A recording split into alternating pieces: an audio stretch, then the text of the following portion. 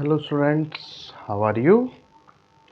In our previous class, we started to discuss about the magnetic properties of d block elements, and we discussed that it is due to the unpaired electrons. It is due to the unpaired electrons which are present in d orbitals. Okay, and we also discussed that the magnetic properties of any substance is due to two type of spins, two type of motions, first, that is orbital motion. The two type of motion, out of which the first one is orbital motion of electrons, and second is spin of electrons. जो electrons हैं उनमें जो दो type के motion होते हैं, क्या रहते हैं, दो टाइप के जो मोशन अपन देखते हैं, एक तो कौन सा है ऑर्बिटल मोशन और दूसरा है स्पिन मोशन। उनके कारण से कोई भी जो कोई भी जो एलिमेंट है वो मैग्नेटिक प्रॉपर्टी शो करता है। ऑर्बिटल मोशन का जैसे अपन बात करें तो दैट इज न्यूक्लियस, ये मान लीजिए ऑर्बिटल, इसमें इलेक्ट्रॉन जो रिवॉल्व कर रहा है तो ये जो स्पिन है, ओके। और दूसरा, इलेक्ट्रॉन आप जानते हैं अपनी एक्सिस के ऊपर भी स्पिन करता है, तो अपने स्पिन के कारण से जो मैग्नेटिक मूवमेंट, वो जो मोशन जो है उसके कारण से जो मैग्नेटिक मूवमेंट वो क्रिएट करता है वो, और ऑर्बिटल मोशन के कारण से जो मैग्नेटिक मूवमेंट क्रिएट करता है, ये दोनों जो हैं, ये दोनों टाइप के जो मैग्नेटिक मूवमेंट हैं, जब ये कंबाइन होते हैं, जब ये कंबाइन होते हैं तो उसका रिजल्ट हमारा जो नेट मैग्नेटिक मूवमेंट है, नेट मैग्नेटिक मूवमेंट क्रिएट होता है, जिसको अपन म्यू से दिखाते हैं। याद होगा अपन ने डिस्कस किया था mu equals to under root n into n plus two, okay. उसके बाद अपन ने जहाँ पे टॉपिक समराइज किया था, या जहाँ पर अपन ने उसको स्टॉप किया था, वहाँ से अपन स्टार्ट करते हैं। On the basis of the magnetic properties, on the basis of magnetic properties, that there are three type of substances, three type of substances होते हैं, या एलिमेंट्स को जो है थ्री टाइप के अंदर डिवाइड किया जाता है। सबसे पहले आते हैं diamagnetic, first one is diamagnetic. Second आते हैं paramagnetic, diamagnetic, second is paramagnetic, and third आते हैं that are ferromagnetic. Third one is ferromagnetic. तो first is diamagnetic, second is paramagnetic, and third is ferromagnetic. ये three type की categories अपन बनाते हैं, गॉट इट। सबसे पहले आते हैं that are diamagnetic. Diamagnetic normal language में अपन बोले तो जो प्रति चुंबकीय हैं, यानी कि जो जिन पर मैग्नेटिज्म का कोई फर्क नहीं पड़ता, सीधा सीधा अपन बोले ऐसे एटम्स या आयंस जिनमें आउटर या जो एक्सटर्नल जो मैग्नेटिक मूवमेंट है, आउटर या जो एक्सटर्नल मूवमेंट है उसका कोई फर्क नहीं पड़ता, इवन वो उसको रिपेल करते हैं। क्या करते हैं, वो उसको रिपेल करते हो। ऐसे जो एलिमेंट्स हैं या जो ऐसे जो एटम्स हैं उनके लिए वर्ड काम में लिया जाता है that are called diamagnetic. क्या बोलते हैं उनको, डाई मैग्नेटिक बोला जाता है, गॉट इट, अंडरस्टैंड। मोटे मोटे तौर पे समझ में आ गया होगा। चलो अब थोड़ा सा एक्चुअल डेफिनेशन की तरफ अपन बात करें। वो सब्सटेंसेस, अब ये आता कैसे हैं, वो किस तरीके से रिपेल करते हैं, उसके ऊपर बात करें।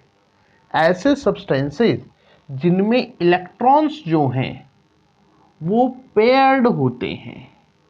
इलेक्ट्रॉन्स कैसे होते हैं, पेयर्ड, यानी कि इनके पास कोई अनपेयर्ड इलेक्ट्रॉन नहीं होता। They do not have any kind of unpaired electrons, इनमें कोई भी जो है अनपेयर्ड इलेक्ट्रॉन नहीं होता, गॉट इट। इसलिए इनका जो मैग्नेटिक मूवमेंट है वो हो जाता है जीरो। मैग्नेटिक मूवमेंट कितना रहता है इनके लिए, that is zero. What it clear, understand और नॉट। तो ऐसे जो मटेरियल्स हैं उनको क्या बोला जाता है, दैट आर कॉल्ड डाईमैग्नेटिक। क्या बोलते हैं उनको अपन, डाईमैग्नेटिक बोला जाता है, व्हाट इट अंडरस्टैंड। अब यहां पर अपन बात करें तो जब इन्हें जो अगर मैग्नेटिक मोमेंट, अगर कोई मैग्नेटिक फील्ड नहीं है तो ये कोई भी टाइप का मैग्नेटिक बिहेवियर शो नहीं करती।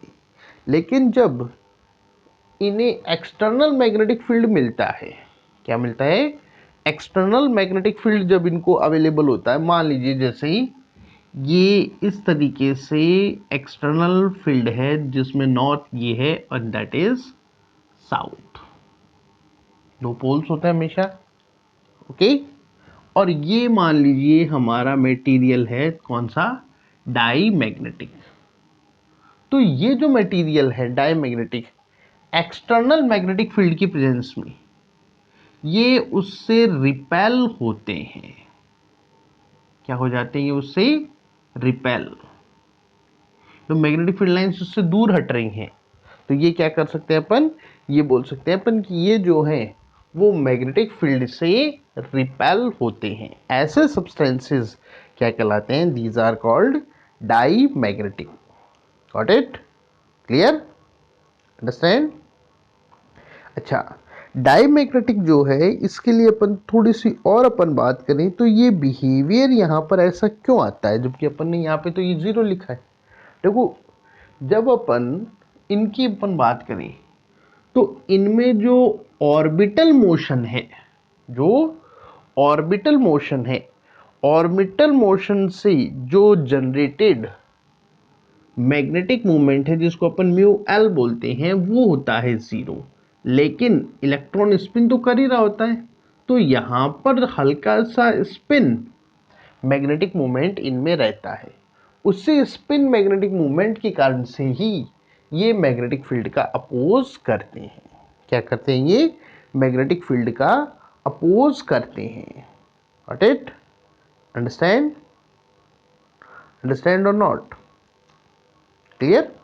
तो ये यहाँ पर इनका बिहेवियर यहाँ पर अपने को देखने को मिलता है। अब एक लाइन है जो बहुत इंपॉर्टेंट है, इसको आपको याद रखना है। पैरामैग्नेटिज्म जो है, डाईमैग्नेटिज्म जो है ये टेम्परेचर डिपेंडेंट नहीं होता, it is not temperature dependent. यानी कि अगर अपन टेम्परेचर घटा दे बढ़ा दे तो ये नहीं हो सकता कि डाईमैग्नेटिक जो है पैरामैग्नेटिक बन जाए या डाईमैग्नेटिक फेरोमैग्नेटिक बन जाए, ऐसा नहीं हो सकता।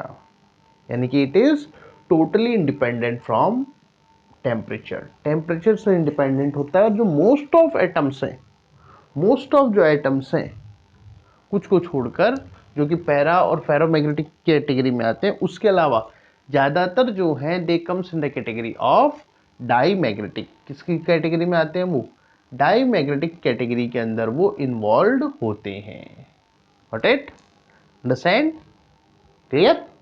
चलिए, तो सेकंड जो आते हैं वो है पैरामैग्नेटिक। सेकंड जो आते हैं वो कौन से हैं, पैरामैग्नेटिक। पैरामैग्नेटिक वो हैं जिनमें इलेक्ट्रॉन जो है वो अनपेयर्ड होता है।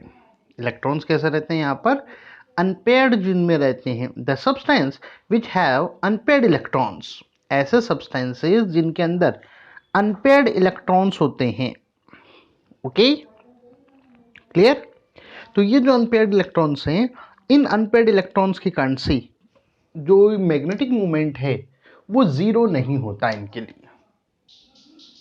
पेयर्ड जब होते हैं तो क्या रहता है, जैसे ये दो इलेक्ट्रॉन हैं, ये वन और ये सेकंड, तो इनकी स्पिन जो है वो एक दूसरे के अपोजिट होती है।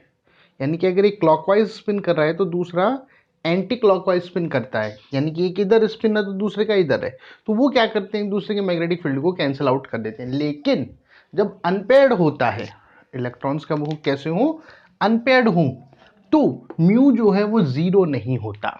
यानी कि ऐसे सब्सटेंसेस में magnetic permanent dipole, magnetic dipole पाया जाता है।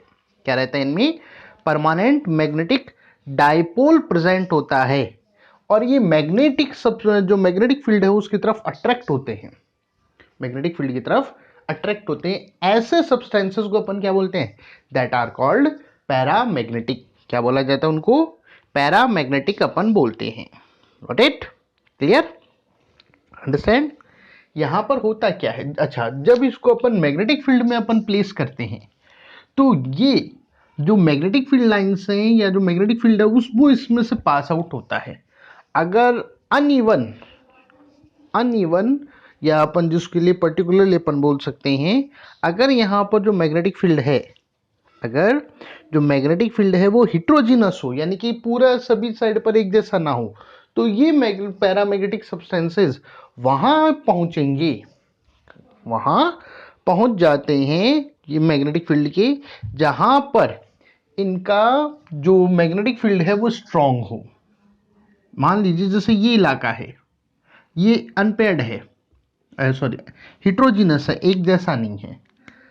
आपने पढ़ा है कि जितनी ज़्यादा मैग्नेटिक फील्ड लाइंस क्लोज होती हैं वहां पर उतना ही ज़्यादा स्ट्रांग होता है। तो ये जो पर्टिकुलर एरिया है, जैसे अपन बात करें ये, तो यहाँ पर सबसे ज़्यादा क्लोज मैग्नेटिक फील्ड लाइंस है, तो सबसे स्ट्रांग मैग्नेटिक फील्ड है, इसलिए ये सब्सटेंस कहाँ पहुँचते हैं? वहां पर ये पहुंच जाते हैं। पैरामैग्नेटिक में ध्यान रखना, इनका जो मैग्नेटिज्म है, इनके लिए जो मैग्नेटिज्म है, it is affected by temperature. क्या रहता है ये? टेम्परेचर के अफेक्ट होता है, और वो भी कैसा? Inversely proportional. टेम्परेचर जो है उसके इनवर्सली प्रोपोर्शनल होता है, यानी कि टेम्परेचर अगर कम तो मैग्नेटिक मूवमेंट ज्यादा, और टेम्परेचर अगर ज्यादा तो magnetic movement come. Got it? तो ये यहां पर पैरामैग्नेटिक में अपने को बिहेवियर देखने को मिलता है।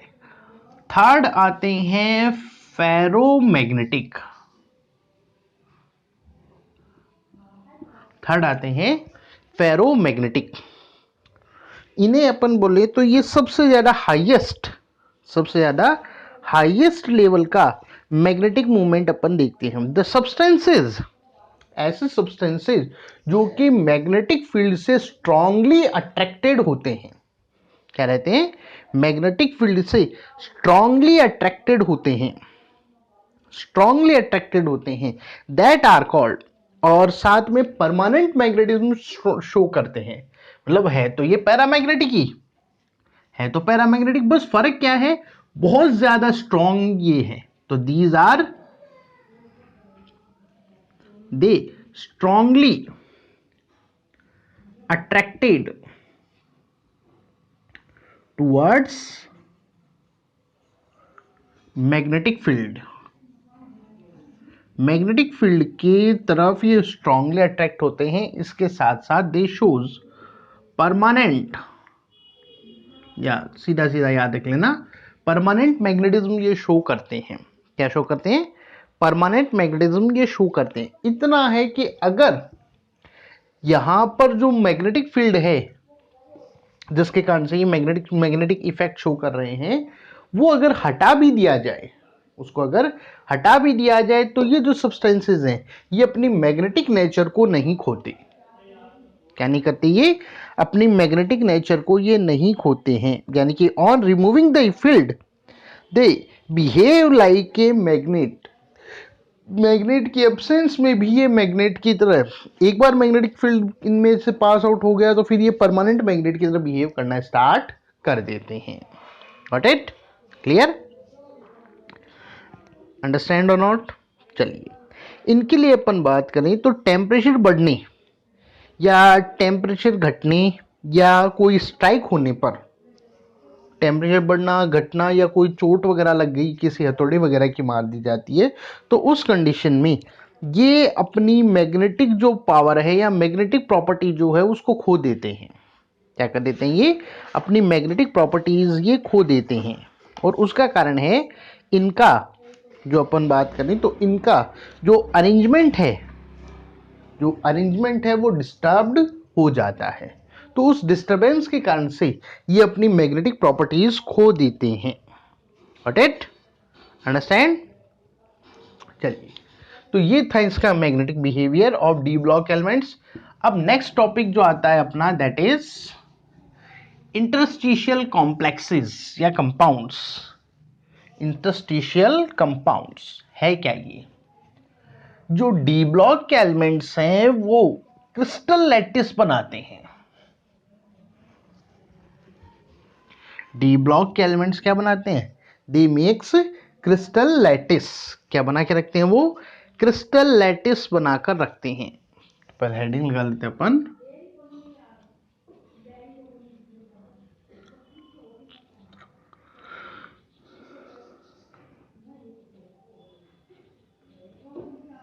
तो जो डी ब्लॉक के एलिमेंट्स हैं वो डी ब्लॉक के एलिमेंट्स क्लोज पैकिंग उनके अंदर मिलती है, यानी कि अपन बोल सकते हैं काफी क्लोज पैकिंग वो एक दूसरे के साथ रखते हैं। उसमें जो बीच के अंदर स्पेस मिलता है, उन पार्टिकल्स के बीच में जो स्पेस बन जाता है उसे बोला जाता है इंटरस्पेस।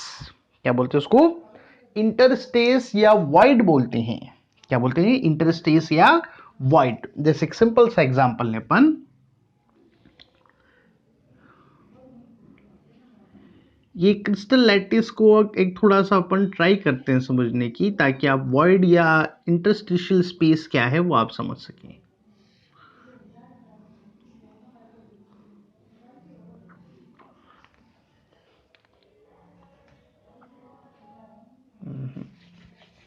कुछ गलत बना लिया, लाइनें इस पर नहीं, छोटा से डायग्राम बनाते हैं अपन इस चीज को समझने के लिए।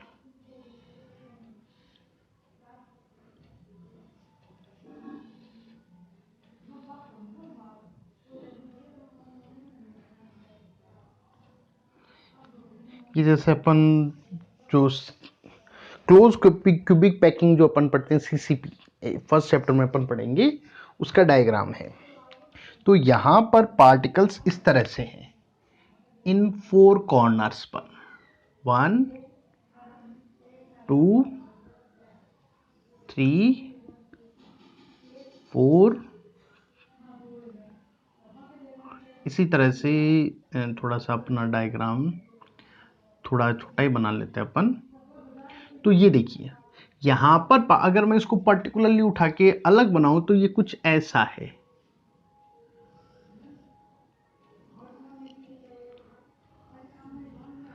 तो ये 4 पार्टिकल्स ये इस तरह से, फिर नीचे 4, फिर इस तरह से रहेगा। ये जो खाली जगह जो बच गई, ये जो अपना स्पेस बचा हुआ है, दैट वन, इसे अपन बोलते हैं वॉइड, या बोला जाता है इंटरस्पेस। क्या बोलते हैं इसको अपन? वॉइड या इंटरस्पेस बोला जाता है। ओके।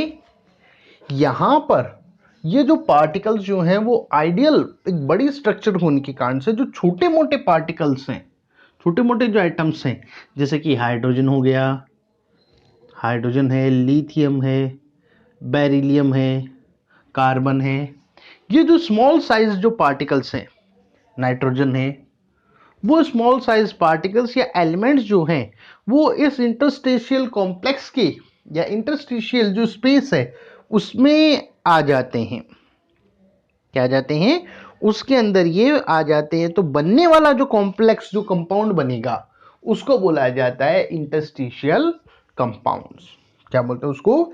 Interstitial compounds. यानी कि सिंपल से बोले तो डी ब्लॉक का जो क्लोज पैकिंग है उसमें मौजूद इंटरस्पेस या वॉइड्स में जब स्मॉल एटम्स उस स्पेस को ऑक्यूपाई करते हैं तो बनने वाला कॉम्प्लेक्स या कंपाउंड क्या कहलाएगा?